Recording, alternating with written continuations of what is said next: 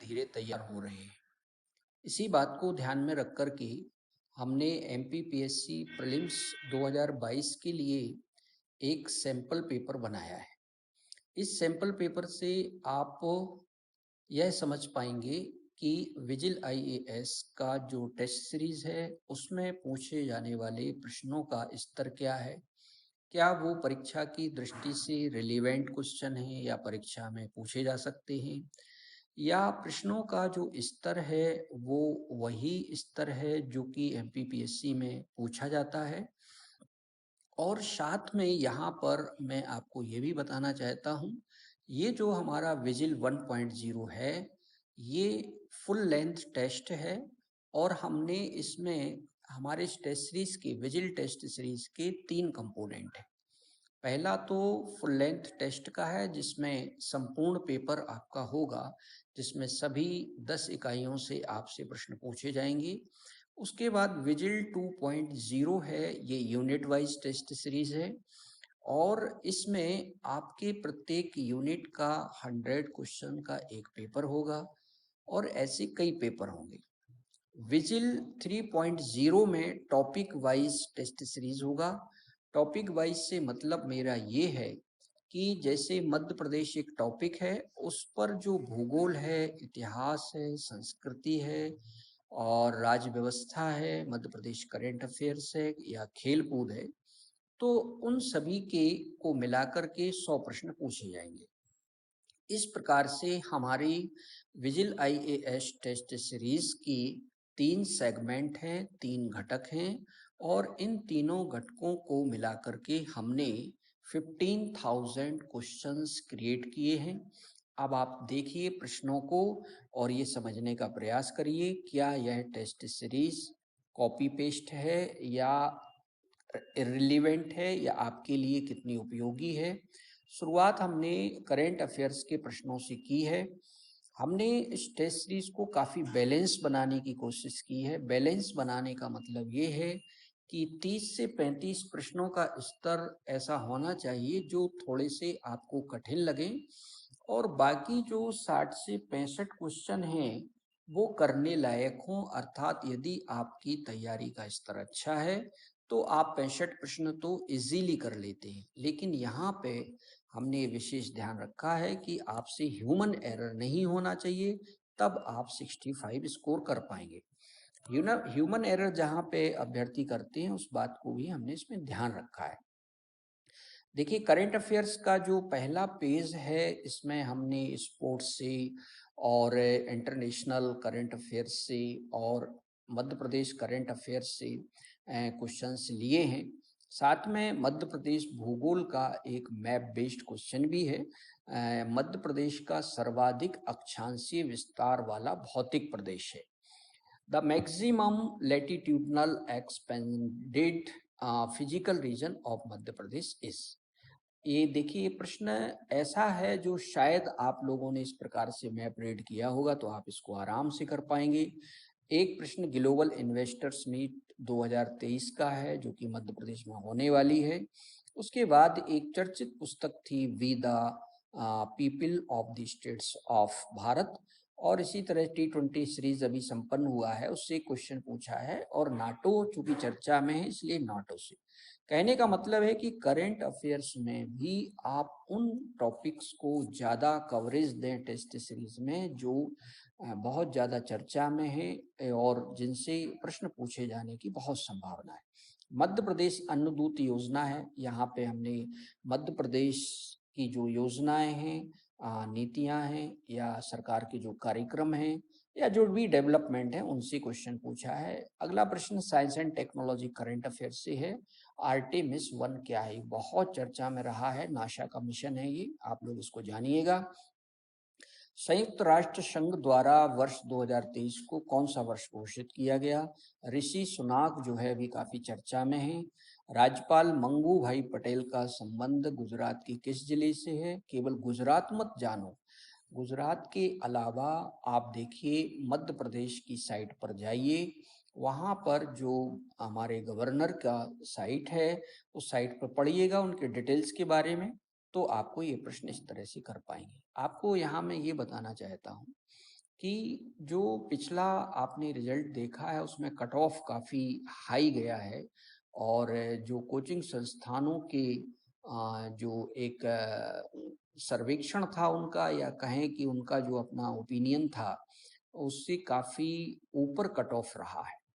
तो यहाँ पे अभ्यर्थियों को सतर्क रहने की ज़रूरत है कि कट ऑफ चूँकि जो हाई जा रहा है, एक तो वो वैकेंसीज़ कम होने के कारण है, और दूसरा हम ये भी कह सकते हैं कि कुछ अच्छे अभ्यर्थी हैं कहीं न कहीं, जो काफ़ी अच्छे लेवल पे प्रिपरेशन कर रहे हैं और वो डायनामिक अपनी पढ़ाई कर रहे हैं। डायनामिक का मतलब क्या है, यहाँ आप थोड़ा समझने का कोशिश करिए। जैसे सपोज़ दैट कि आप मध्य प्रदेश स्टैटिक में बहुत अच्छा कर रहे हैं, लेकिन मध्य प्रदेश में आप जो है वैल्यू एडिशन नहीं कर रहे हैं, मतलब आप कुछ एक्स्ट्रा नॉलेज या एक्स्ट्रा इंफॉर्मेशन को गेन नहीं कर रहे हैं, या आप उसको ज़्यादा पढ़ नहीं रहे हैं। और हम जब टेस्ट सीरीज में क्वेश्चन पूछते हैं तो अभ्यर्थी कहते हैं कि ये प्रश्न तो हमने पढ़ा ही नहीं है और ये प्रश्न आप कहाँ से पूछते हैं। तो देखिए, मध्य प्रदेश का जो सोर्स है वो काफ़ी स्कैटर्ड है, बिखरा हुआ है। तो आपको करना ये चाहिए कि आप प्रतिदिन एक नियम बना लें कि हम कुछ एक्स्ट्रा पढ़ने के लिए, एमपी के लिए कुछ नए स्रोतों को एक्सप्लोर करेंगे और उसमें जो नए सोर्स होंगे उनसे हम जो इन्फॉर्मेशन है वो गैदर करेंगे, और जब आप नई चीज़ें जानेंगे तभी आप बढ़त ले पाएंगे। यहाँ पे मैं एक बात और आपसे कहना चाहता हूँ कि एमपी स्पेशल जो है वो आपके सफलता में उसका एक बहुत बड़ा रोल है। आप जानते हैं 35 क्वेश्चंस आ रहे हैं आउट ऑफ 100। अगर आपने ठीक ठाक ढंग से एमपी तैयार कर लिया है तो ये मान के चलिएगा, आपकी रणनीति ये होना चाहिए कि 35 में अगर आप 30 क्वेश्चन निकाल लेती हैं एकदम सही, तो आप जो है एकदम प्रीलिम्स में सुरक्षित हो जाएंगे। फिर रिस्क बहुत कम हो जाएगी, क्योंकि जो बचे हुए आपके 65 क्वेश्चन हैं उसमें आराम से आप बहुत ज़्यादा गलत भी करोगे तो आप मैं मान लेता हूँ कि 65 में मान लेते हैं कि आप 50 क्वेश्चन भी सही कर पाते हैं, तो आपका गणित 80 तक हो जाता है। और आपने अगर उसमें जो तुक्का भी लगाते हैं आप क्वेश्चन में, उससे आपको 4-5 क्वेश्चन का फ़ायदा मिल जाता है, तो आप 85 तक आ जाती हैं। और 85 जब आप स्कोर करेंगे तो जो एमपीपीएससी का अभी रवैया है डिलीट करने का, या एक ही प्रश्न के कई उत्तर को सही मानने का, जो कि एक तरह का सब्जेक्टिव हो गया है ये एग्ज़ाम। हालांकि इसका नाम ऑब्जेक्टिव एग्ज़ाम है, एमसीक्यूज जिसको आप लोग बोलते हैं, लेकिन आयोग ने इसको सब्जेक्टिव बना दिया है, तो उसको भी ध्यान में आपको रखना है। यहाँ पे कुछ क्वेश्चंस हमने ट्रेडिशनल पूछे हैं, एनवायरनमेंट से रिलेटेड हैं, आप देख सकते हैं। और फिर हमने एक प्रश्न, महाकाल जो कॉरिडोर है, महाकाल लोक जो डेवलप किया गया है मध्य प्रदेश में, ये काफ़ी बड़ा प्रोजेक्ट है। इसमें से भी हमने कुछ क्वेश्चंस पूछे हैं, और अभी एक रामसर साइट घोषित किया गया है मध्य प्रदेश का, उससे भी हमने क्वेश्चन पूछे हैं। कुछ प्रश्न हमने कंसेप्चुअल पूछे थे हैं, जैसे कि भारतीय संविधान की सबसे प्रमुख विशेषता क्या है या सबसे प्रमुख लक्षण क्या है। तो यहाँ पे आपको थोड़ा सा कंसेप्चुअली इस प्रश्न को क्लियर करना होगा। आप देखिए, यहाँ मध्य प्रदेश की जनजाति से एक प्रश्न है, धुलेंडी के दिन मध्य प्रदेश की कौन सी जनजाति गल और चूल पर्व मनाती है। आप देखिए, ये प्रश्न आपको नया प्रश्न है, क्योंकि ये कहीं आपको पढ़ने को शायद नहीं मिला होगा। मध्य प्रदेश की मदर टेरेसा के नाम से कौन जाना जाता है? प्रधानमंत्री द्वारा महाकाल कॉरिडोर का लोकार्पण कब किया गया? प्राकृतिक बास पालपुर कूनो प्रधानमंत्री ने चीतों को कब रिलीज किया? आप जानते हैं चीता प्रोजेक्ट के अंतर्गत हमारे जो प्रधानमंत्री हैं उन्होंने मध्य प्रदेश में ये जो चीते हैं इनको रिलीज किया था। उससे प्रश्न है, एक सहरिया स्पेशल प्रोजेक्ट हमारे यहाँ पे योजना चलाई जा रही है, अभी हाल ही में हमारी मध्य प्रदेश सरकार ने इसको लॉन्च किया है। महाकाल गलियारा परियोजना देखिए। फिर अभी आपने देखा होगा कि राष्ट्रपति और उपराष्ट्रपति का अभी हाल ही इस वर्ष चुनाव भी हुआ है, तो ये बड़ी घटना है। इसमें जो आप सोर्सेस लेते हैं वो तो पढ़ना ही है, साथ में आपको भारत सरकार का जैसे पीआईबी एक सोर्स है, उससे मैंने ये प्रश्न बनाया है। इस प्रश्न को आप देखिएगा, और फिर करिएगा। प्रश्न में काफ़ी डेप्थ है, इस प्रकार के प्रश्न भी हमने दिए हैं। उपराष्ट्रपति चुनाव में जो कंटेस्टेंट थी वो मार्गरेट अल्वा थी, उनसे मैंने क्वेश्चन पूछा, और राष्ट्रपति चुनाव से अगला प्रश्न पूछा है। फिर कुछ प्रश्न परंपरागत आ जाते हैं मध्य प्रदेश से रिलेटेड। हम लोगों को ऐसा इसलिए करना पड़ता है कि 60 प्रश्न तो सरल रखने ही पड़ते हैं, ताकि आपका कॉन्फिडेंस, आत्मविश्वास बना रहे, आपका मनोबल बना रहे, तो वो चीज़ है। इसके बाद आप देखेंगे कि ये मध्य प्रदेश यहाँ पे शुरू हो जाता है, और मध्य प्रदेश में ये परंपरागत हमने मध्य प्रदेश पूछा है। फिर टोक्यो ओलंपिक में जो आपके स्वर्ण पदक जीता था जिन्होंने, उनके बारे में प्रश्न है। मतलब आपको जो बड़ी घटनाएं हैं नेशनल इंटरनेशनल लेवल की, उनको हमेशा याद रखना है। उनसे प्रश्न, भले ही वो पहली हुई है घटना, लेकिन उसको आपको याद रखना है। अब आते हैं जो नाग चंद्रेश्वर मंदिर कहाँ स्थित है। अब आपको देखा होगा मंदिरों से ही कल्चरल पार्ट है मध्य प्रदेश का, उससे ये क्वेश्चन पूछे गए हैं। यहाँ पर ये एमपी अभी परंपरागत है, और एमपी में फिर आपने देखा होगा कि एक यूनिट आपका जो है वो आईसीटी का, इंफॉर्मेशन कम्युनिकेशन टेक्नोलॉजी, या आप लोग उसको कंप्यूटर भी कहते हैं।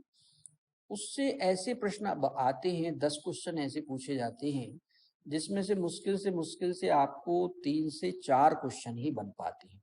लेकिन मैं यहाँ अभ्यर्थियों से कहना चाहता हूँ कि जो सिलेबस में मेंशन टॉपिक हैं उसको आप थोड़ा सा इंटरनेट के माध्यम से पढ़ने का प्रयास कीजिएगा, और जो सोर्सेज आप यूज़ कर रहे हैं वो इनसफिशिएंट हैं, क्योंकि उनसे जो प्रश्न आ रहे हैं वो तो आप कर ही लेंगे। तो आपको थोड़ा सा नए सेक्टर में एक्सप्लोर करना चाहिए। तो ई लर्निंग, ई कॉमर्स एवं ई बैंकिंग का उदाहरण है, सरल प्रश्न है। इसी प्रकार से मुफ्त और ओपन सोर्स सॉफ्टवेयर है। रोबोटिक्स के भी देखिए क्वेश्चन है। इंफॉर्मेशन कम्युनिकेशन टेक्नोलॉजी एक्ट है, उसका प्रश्न है।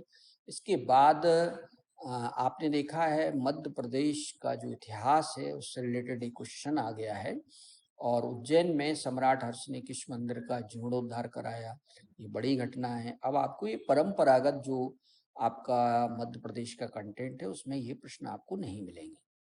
सीपीयू और प्राइमरी मेमोरी के मध्य एक बहुत ही उच्च गति की मेमोरी, सरल प्रश्न आप कर सकते हैं। आगे ये जो प्रश्न आप देख रहे हैं आईसीटी से रिलेटेड है।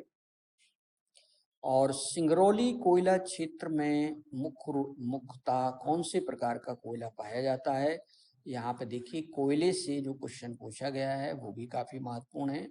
तो आपको बता दें संपूर्ण मध्य प्रदेश में कोयले का एक ही प्रकार पाया जाता है जिसे बिटुमिनस कहते हैं, बाकी 3 प्रकार यहाँ नहीं पाए जाते।